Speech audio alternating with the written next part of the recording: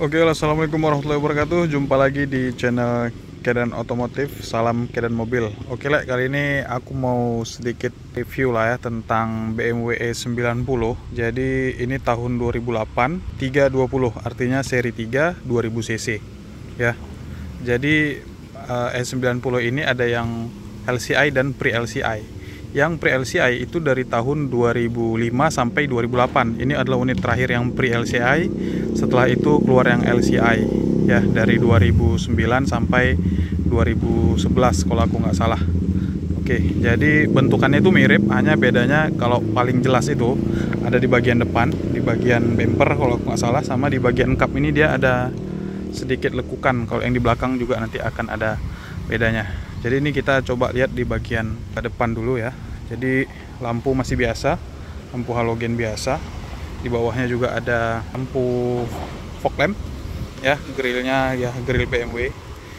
Kemudian juga bagian sisi samping bentukannya seperti ini ya. Kalau menurut aku nih BMW yang paling mantep lah ya di generasi sebelum generasi F ya. Generasi E ya jelas ini paling mantep bentuknya, jauh sekali sama E46 atau bahkan E36 gitu bentukannya ya. Ini udah sangat futuristik. Nah sekarang kita ke ban. Bannya dia pakai, ini udah ban ganti, jadi ban bentukannya nggak seperti ini, tapi ringnya sama, masih pakai ring 17. Nah jadi ban RFT nya ini dia bawaannya tuh pakai Cinturato P7 Pirelli ya. Dia itu profilnya sebenarnya sih pakai yang setahu aku 245 ya, tapi yang aku pakai sekarang ini 235/45 ya. Setahu aku tuh 225 malahan 225 50 R17. Setahu aku sih yang standarnya gitu, tapi ini udah diganti, tetap bannya pakai RFT ya. Jadi ini adalah BMW yang generasi BMW yang sudah pakai ban RFT. Sebelum ini yang E46 belum pakai ban RFT. Jadi dia ban cadangan nggak ada. Jadi kalian jangan heran kalau beli E90 ban cadangan itu nggak ada ya. Kita coba buka kap mesinnya, kita lihat mesin N46 nya gimana. Oke, jadi ini bentukan dari mesin N46. Oke, jadi dia punya kekuatan horsepower itu sampai 150 dan torsi 200. Jadi lumayan ganas lah ya untuk mesin yang naturally aspirated atau non turbo ini. Penyakit mesinnya biasanya sih ya ini packing gasket yang di atas, terus ya kebocoran ini nih, ring vanosnya ini pernah juga aku perbaiki, terus juga laker alternatornya juga pernah. Kemudian juga ini dinamo Valvetronic servo motornya itu juga ada umurnya lah, tapi wajar lah mobil biasa. Tapi kalau secara mesin N46 ini menurut aku ya cukup badak lah ya di kelasnya, dan nggak ada rewel-rewel yang aneh-aneh dia. Tapi ya udah cukup oke lah, sensor-sensornya sudah cukup lengkap. Jadi ini kalau misalnya airnya kurang ya, itu udah ngasih notif di dashboard. Jadi kalau misalnya ini overheat ya, mobil ini overheat, itu berarti pemiliknya nggak sama sekali nggak aware gitu. Jadi dia aja dari air radiator kurang dia udah ngasih notif, masa sampai overheat gitu ya. Itu agak aneh kalau menurut aku. Jadi harusnya N46 ini aman lah ya kalau untuk mesin. Cuma untuk maticnya memang sering dibilang masalah mekatronik ya. Intinya itu sih pengecekan aja, pengecekan di awal gimana kalian bisa rasain maticnya itu ada jeduk apa enggak, pas ngerem pas mau berhenti itu dia jeduk atau enggak, pas ke N ke R itu ada jeduk apa enggak, itu bisa kalian rasain. Dan tentunya pasti kalian juga harus scan ya untuk mobil-mobil Eropa seperti ini. Oke, itu untuk bagian mesin ya. Ini belum ada peredamnya juga, dan ini semuanya sudah ABS juga sudah lengkap lah. Kalau fitur-fitur permesinan, pengereman, dan semuanya udah lengkap.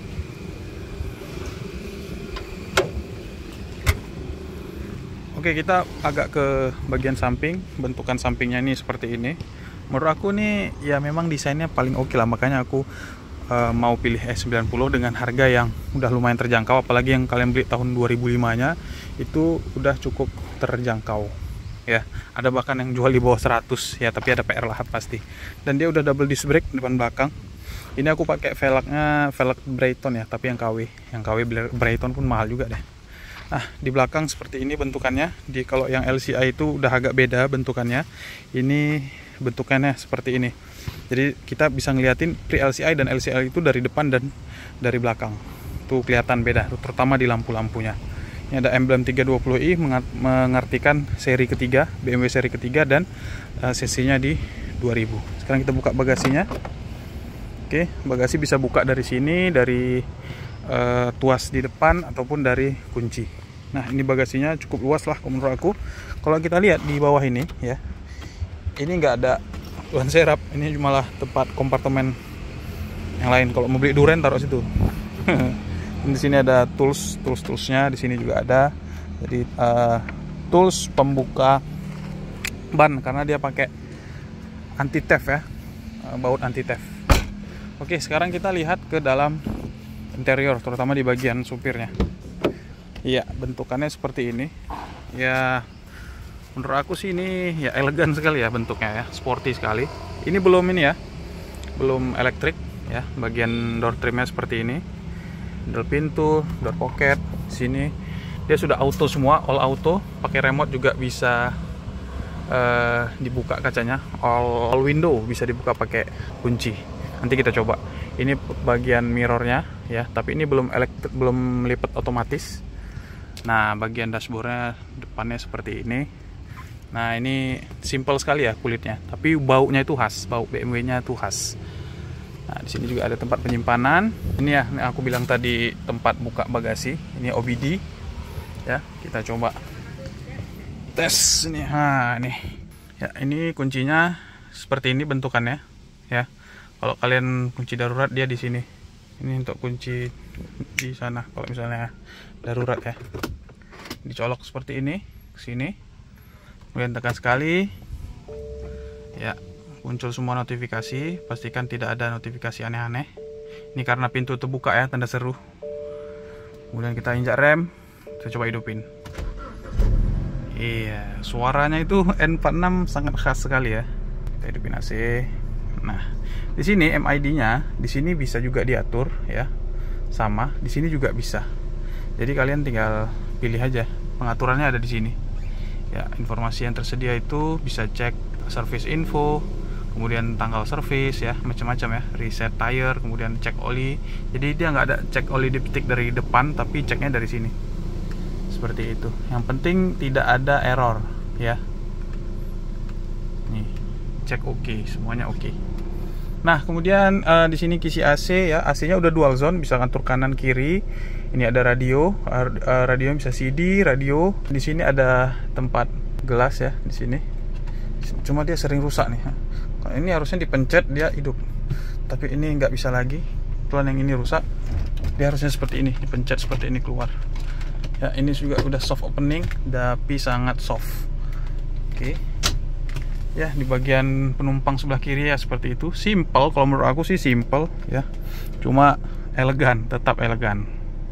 Ya, ini juga simple sekali transmisinya, gak aneh-aneh. Ini rem tangan yang masih di sini. Ini juga ada tempat penyimpanan. Untuk cup holder juga ada di situ. Oke, kita coba ke bagian belakang. Nah, di bagian belakang ini seperti ini ya. Nah, untuk door trimnya ini seperti ini. Ini udah mulai lekang nih, kebuka. Ini bisa di repair ya.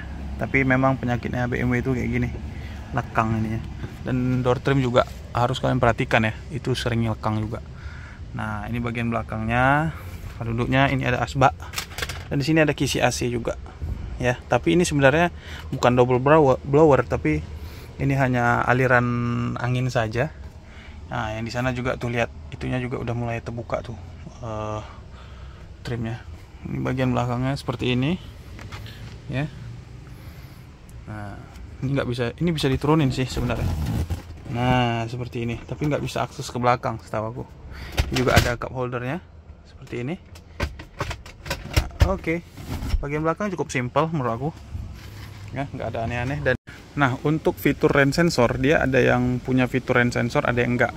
Biasanya yang punya fitur rain sensor itu yang sudah LCI atau yang 325-nya. Jadi S90 ini itu punya yang paling banyak beredar di Indonesia itu yang 320 seperti ini dan 325. Yang 325 itu ya 2500 cc, 6 silinder inline ya, setahu aku itu, dan tenaganya lebih ganas lagi yang pastinya ya kan.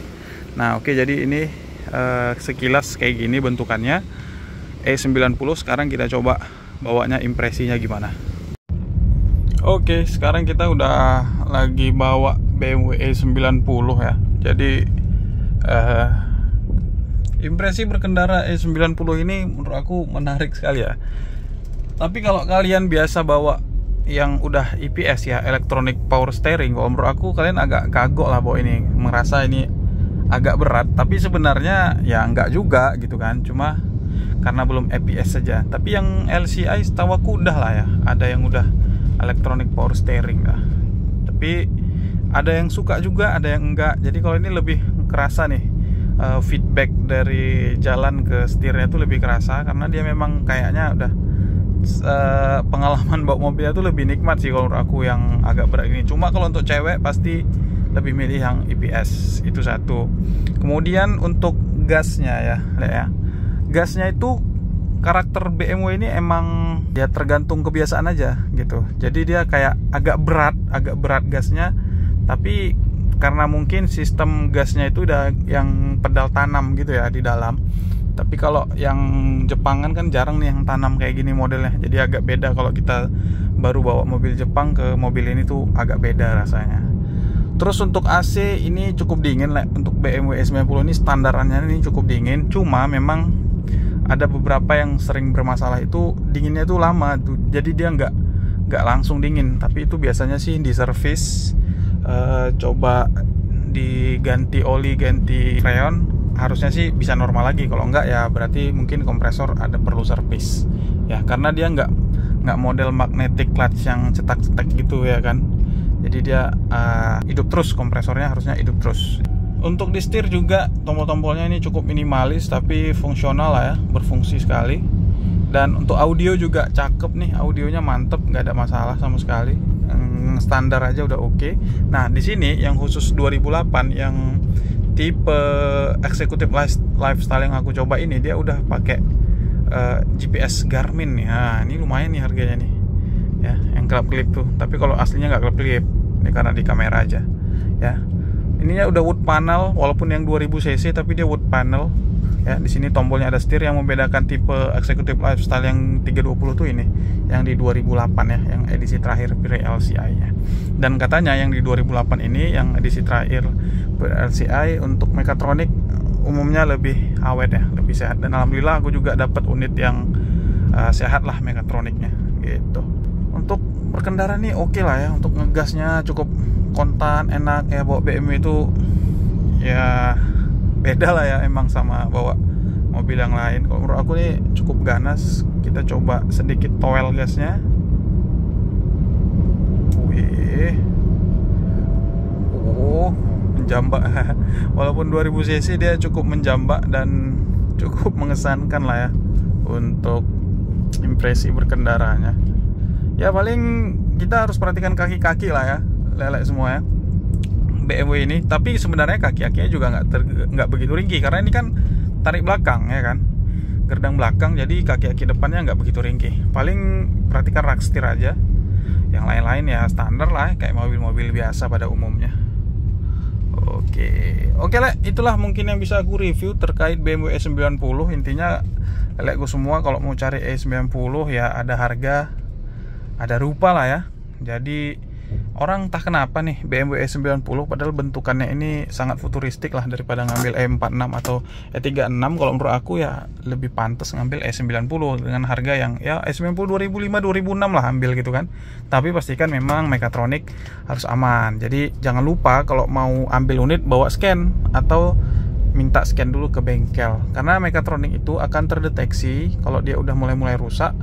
Dia akan terdeteksi di alat scan, atau kalau misalnya nggak terdeteksi, dia juga akan terdeteksi pas kalian cobain mobilnya. Jadi gampangnya itu cobain aja maticnya. Pertama kalau lagi diam, kalian cobain posisi dari P ke R misalnya, atau dari R ke N, dari N ke D, dia ada jeduk nggak, itu satu. Tapi yang paling sering mekatronik itu bermasalah adalah pada saat dia dari gigi 2, ini misalnya ini kan taruhlah nih lagi gigi 2, pas dia mau pindah ke gigi 3 tuh kayak lama kali nahannya gitu. Kayak harus cobain juga tuh.